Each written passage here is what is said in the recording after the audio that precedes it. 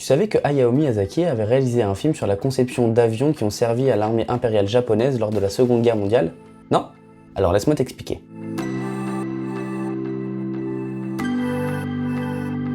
Cette histoire, c'est celle du film Le vent se lève, dernier long métrage d'animation en date d'Hayao Miyazaki, sorti en 2013. Si j'en parle, c'est parce que je ne l'ai vu que récemment et il m'a mis une claque. Mais avant, voilà un petit synopsis. Le film raconte l'histoire de Jiro Horikoshi, qui, lorsqu'il était enfant, s'est retrouvé dans le même rêve que son idole, Giovanni Caproni, un ingénieur en aéronautique italien. Il lui demande alors s'il peut devenir lui aussi ingénieur malgré le fait qu'il ne peut pas piloter d'avion à cause de ses problèmes de vue. Caproni le rassure en lui disant que lui-même en est incapable, et pour Horikoshi c'est une évidence, il sera ingénieur en aéronautique et construira des avions pour le Japon.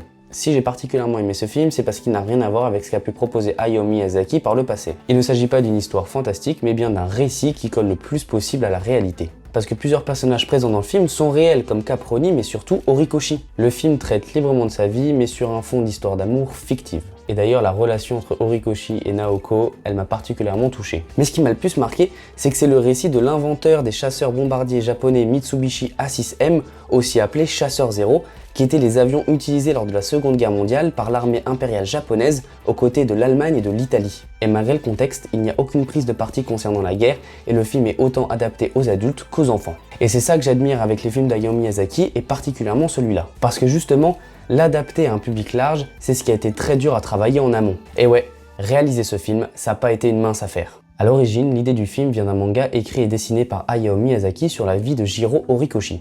Il faut savoir que Miyazaki est un très grand fan d'aviation. Et ce manga a été publié dans le magazine Model Graphics en 2008. Horikoshi est représenté avec une tête de cochon, comme dans le film Porco Rosso. Le manga est intitulé comme le film Le vent se lève, en référence au poème Le cimetière marin de Paul Valéry, paru en 1920, où la réplique « Le vent se lève, il faut tenter de vivre » revient plusieurs fois dans le film. Le vent se lève. Il faut tenter de vivre.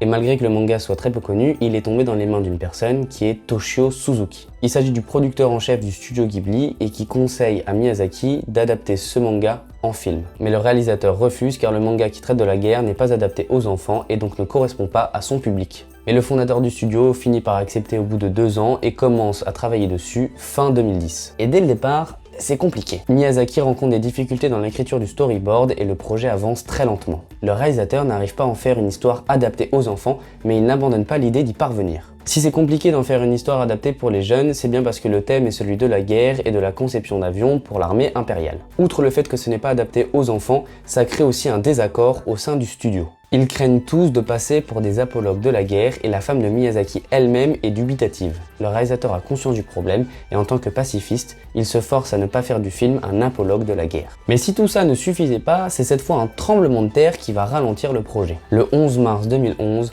un séisme de magnitude 9,1 se produit sur la côte pacifique du Tohoku. Cette catastrophe fera plus de 18 000 morts et disparus. Sauf qu'en plus de ralentir le projet, il devient compliqué d'aborder l'un des thèmes du film, le séisme de 1923 du Kanto.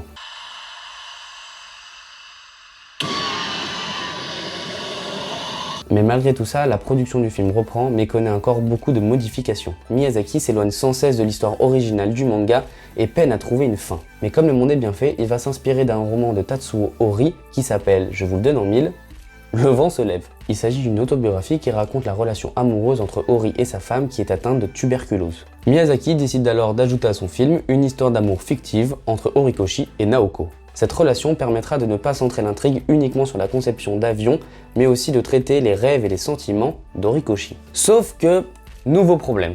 Non, je déconne, c'est bon. Après ça, ils ont quand même réussi à faire le film. Là où la réalisation a pris un peu de temps, c'est sur la reconstitution à l'écran du Japon des années 20 et 30. À cette époque, les Japonais portaient encore des habits traditionnels et les manières y étaient très cérémonieuses, y compris entre membres d'une même famille. L'équipe du film rencontre donc des difficultés car la société japonaise a évolué et tous ces codes-là ont commencé à disparaître. Ils ont même dû faire venir une femme qui connaissait les usages de l'époque, comment porter un kimono, le plier et le ronger. Et pour finir, une petite anecdote plutôt sympathique. Pour la première fois dans l'histoire du studio Ghibli, la majorité des bruitages ont été faites par des voix humaines. Les bruits des moteurs de voitures, d'avions, du sifflement de la locomotive et même du tremblement de terre, c'est des voix humaines. Je trouve ça incroyable. Si tu n'as pas vu le film, j'espère en tout cas que je t'ai donné envie de le voir. N'hésite pas à t'abonner si tu veux d'autres infos autour de la pop culture japonaise. Ciao!